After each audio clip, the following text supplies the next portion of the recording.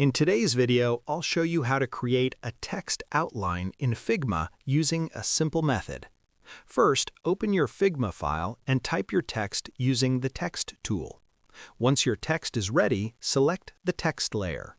Now, right-click on the text and choose Outline Stroke.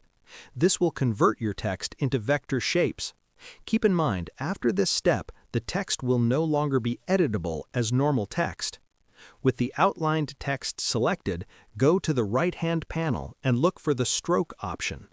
Turn on Stroke and adjust the stroke width based on how thick you want the outline to be. You can also change the stroke color to any color you like.